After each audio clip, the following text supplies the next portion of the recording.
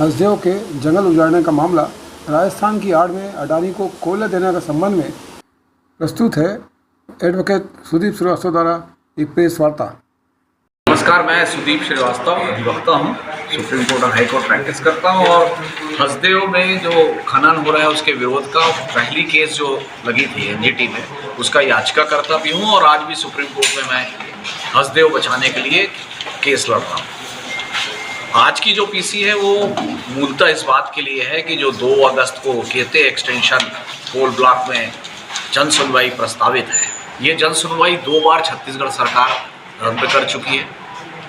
Supreme court में वो हमारे केस में ये एफिडेविट दे चुकी थी कि जो चालू खदान है उससे ही राजस्थान के 15-17 साल कोयले की आवश्यकता पूरी हो सकती है।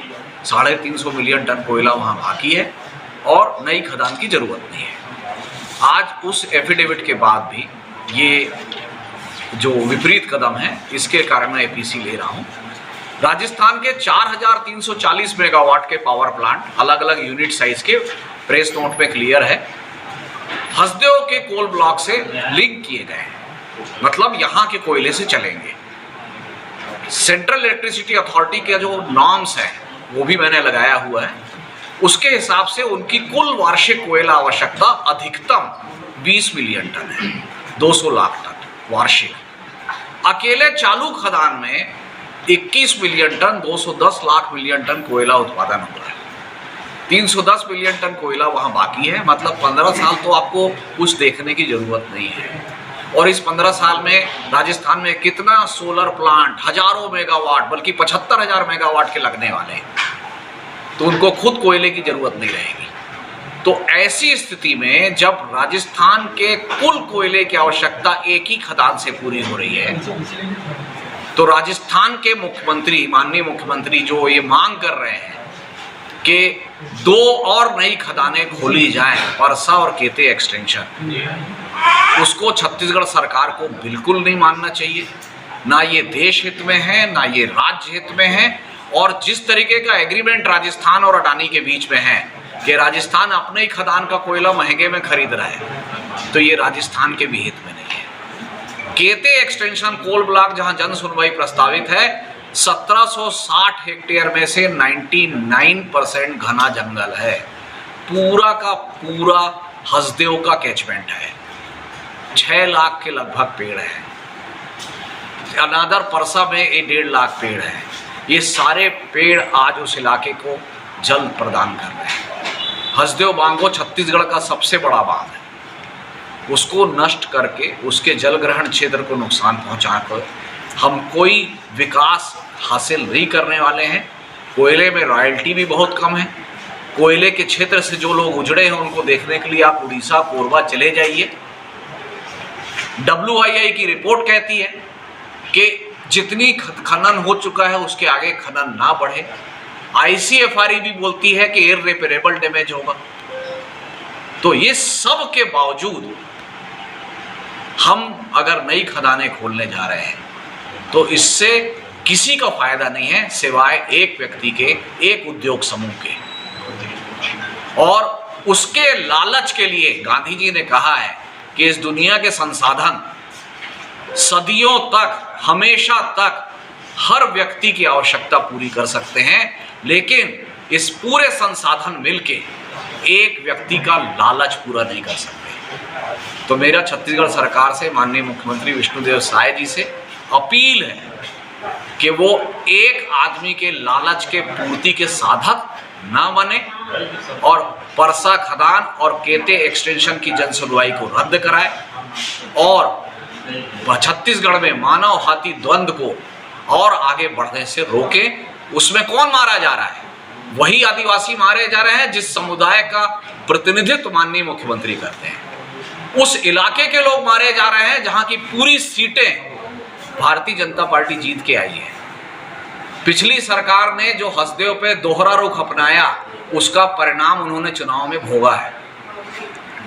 पूरे देश प्रदेश में हसदेव जैसे मामले के कारण ये संदेश गया कि सरकार आदिवासी हितों के खिलाफ है।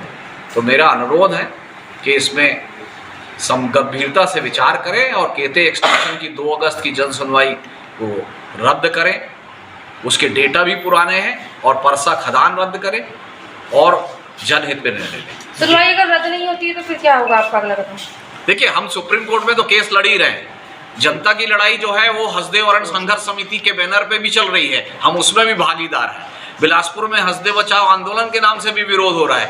अगर ये नहीं रुकेगा तो हम इस विरोध को बढ़ाएंगे, जनता के और ज़्यादा से ज़्यादा जागरूक करेंगे। आज आपके माध्यम से भी यही प्रयास है। अब इसमें कोयला ब्लॉक बने नहीं है। अगला फोटो देख के आप डर जाएंगे, ये पूरा घना जंगल है, यही हसदेव अरण्य। अब अगला फोटो है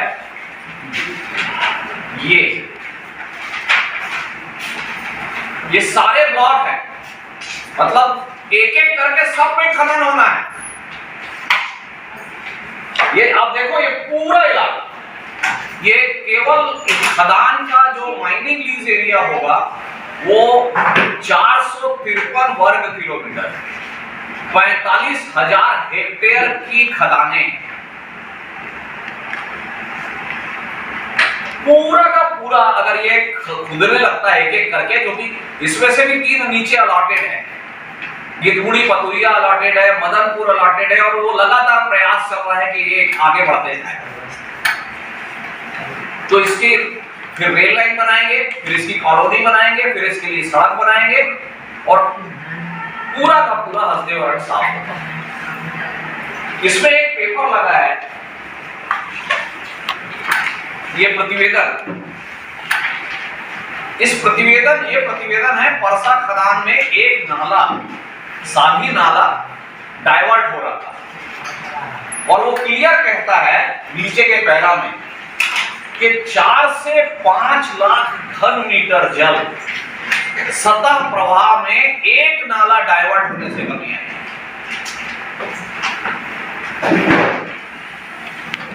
4 से 5 लाख घन मीटर जल एक नाला प्रवाह से। और बचाव क्या बता रहा है कि 3 नदी का टावर बना लेते हैं तो उसको रोकेंगे, नीचे खदान से जो वेस्ट पानी निकलता है उसको रोकेंगे, जो प्रदूषित जल होता है। वास्तव में तो जो ओरिजिनल लॉस है वो नीचे भी जाके डैम में रुक रहा है, तो वो तो लॉस तो अपनी जगह हो ही रहा है।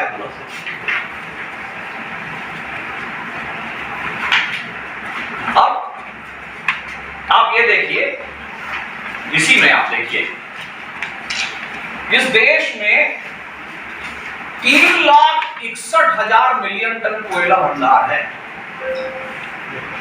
ये जीवन में नहीं खोद सकते पूरा कोयला।